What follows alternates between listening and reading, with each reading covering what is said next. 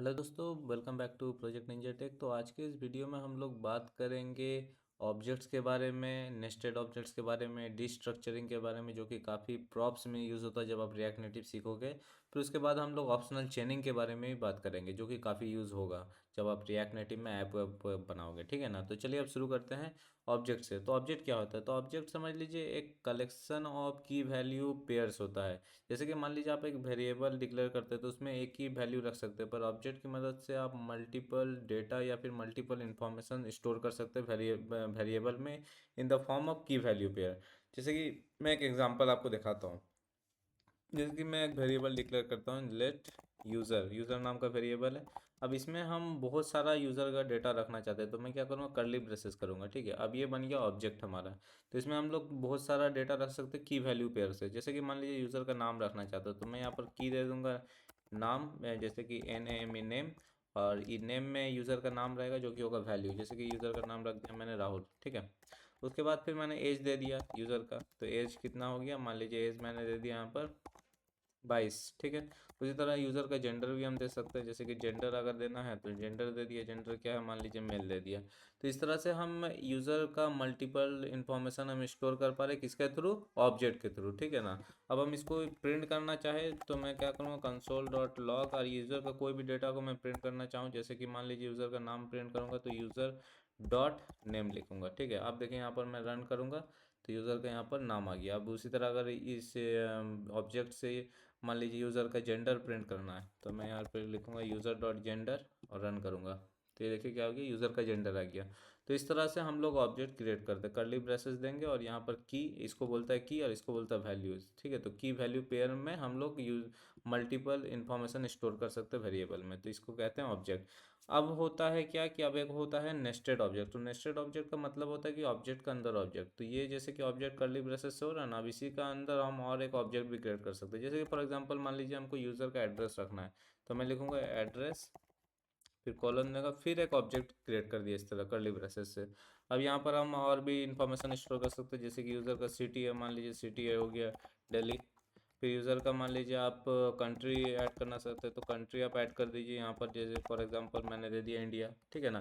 तो ये हो गया हमारा ऑब्जेक्ट। ये तो ऑलरेडी एक ऑब्जेक्ट है, पर इसके अंदर और एक ऑब्जेक्ट हम रख रहे हैं, तो इसको कैसे रहे, नेस्टेड ऑब्जेक्ट। अब नेस्टेड ऑब्जेक्ट का वैल्यू कैसे एक्सेस करना है, तो जैसे कि मान लीजिए हमको यूज़र का सिटी एक्सेस करना है, तो मैं लिखूँगा यूज़र डॉट सिटी, कहाँ है, एड्रेस के अंदर है। तो user dot address dot city. अब ये मैं यहाँ पर रन करूँगा, ये देखिए आ गया यहाँ पर दिल्ली। तो इसको कहते हैं नेस्टेड ऑब्जेक्ट, और नेस्टेड ऑब्जेक्ट को इस तरह से हम लोग एक्सेस करते हैं। ठीक है, तो यहाँ तक क्लियर हो गया। अब हम लोग बात करेंगे डिस्ट्रक्चरिंग के बारे में।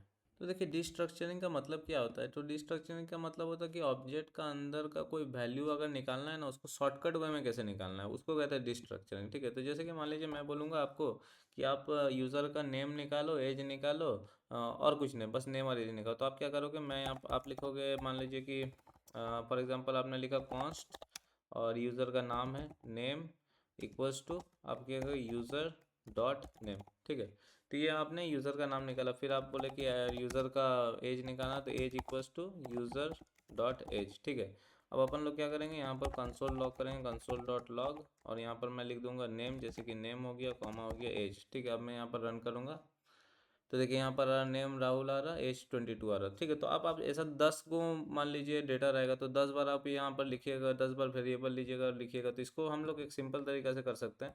यहाँ पर हम लोग क्या कर सकते हैं, ये इसको मैं कमेंट आउट कर दे रहा हूँ, और ये हम लोग डिस्ट्रक्चरिंग करेंगे। तो जो ऑब्जेक्ट है ना, उसमें जाऊँगा और इसको अंदर डिस्ट्रक्चरिंग कर दूंगा। तो ऑब्जेक्ट को डिस्ट्रक्चरिंग कैसे करना है, यहाँ पर मैं कर्ली ब्रेसेस दूंगा, और इसका बीच में मेरे को क्या क्या चाहिए, ऑब्जेक्ट से नेम और एज चाहिए। तो मैंने यहाँ नेम लिखा और यहाँ पर मैंने एज लिखा। ठीक है, और यहाँ पर मैंने लिखा कहाँ से आ रहा है, यूज़र से।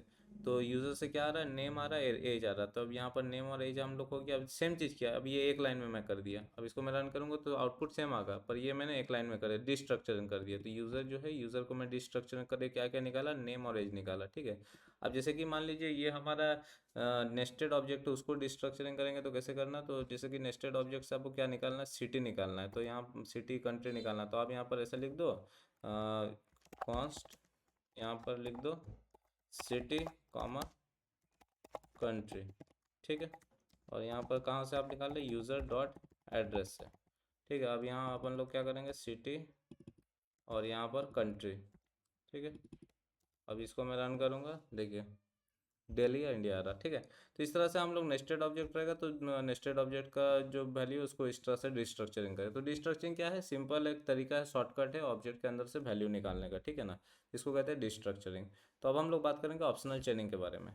तो गाइस ऑप्शनल चेनिंग क्या होता है कि जैसे कि मान लीजिए आप डेटा फेच कर रहे यूज़र का, ठीक है, उसमें मान लीजिए जैसे कि फॉर एग्जांपल ये सिटी नहीं है, ठीक है, तो सिटी नहीं है तो आप इसको जब कंसोल लॉग कीजिएगा ना तो देखिए यहाँ पर तो खैर प्रॉब्लम नहीं होगा, पर जब आप ऐप बनाइएगा रिएक्ट नेटिव में तो उसमें ये प्रॉब्लम हो सकता है। जैसे कि मान लीजिए user dot address dot city किया, अब हालांकि यहाँ पर सिटी है ही नहीं। ठीक है, तो मैं यहाँ पर रन करूँगा तो अभी देखिए यहाँ पर, अच्छा ये यहाँ पर इसको मैं सबको ये कर देता हूँ, कमेंट आउट कर देता हूँ। ठीक है, अब मैं यहाँ पर इसको रन करता हूँ, देखिए अनडिफाइंड आ रहा है। पर नॉर्मली क्या होगा कि जब आप रिएक्ट नेटिव में ऐप बनाइएगा तो आपका सिटी नहीं है और वो सिटी को एक्सेस करेगा तो एरर आ जाएगा और ऐप क्रैश भी कर सकता है। ठीक है, तो उस केस में हम लोग क्या करते हैं, यहाँ पर हम लोग क्वेश्चन मार्क दे देते हैं। तो इसका मतलब ये है कि अगर वो सिटी के अंदर वो एड्रेस सिटी के एड्रेस के अंदर अगर वो सिटी है तभी उसको एक्सेस करेगा, और नहीं है तो नहीं एक्सेस करेगा, तो इससे एरर नहीं आएगा। ठीक है, तो अनडिफाइंड हो जाएगा, तो एरर लेकिन आपका नहीं आएगा। तो इस तरह से हम लोग एक्सेस करते हैं, अगर चेक कर लेगा कि एड्रेस के अंदर सिटी है कि नहीं, अगर नहीं है तो कोई प्रॉब्लम नहीं, अगर है जैसे कि मान लीजिए है तो अगर रन करेगा तो वो यहाँ पर शो करा देगा, नहीं है तो वो एरर नहीं करेगा। ठीक है ना, तो एरर नहीं होगा तो क्रैश नहीं करेगा ऐप। तो इस तरह से हम लोग ऑप्शनल चेनिंग करते हैं ताकि एरर नहीं आए और ऐप क्रैश नहीं हो अगर वो पर्टिकुलर की नहीं है वहाँ पर ऑब्जेक्ट के अंदर। ठीक है ना, तो इसको कहते हैं ऑप्शनल चेनिंग। तो आई थिंक आपको क्लियर हो गया होगा ऑप्शनल चेनिंग। ओके।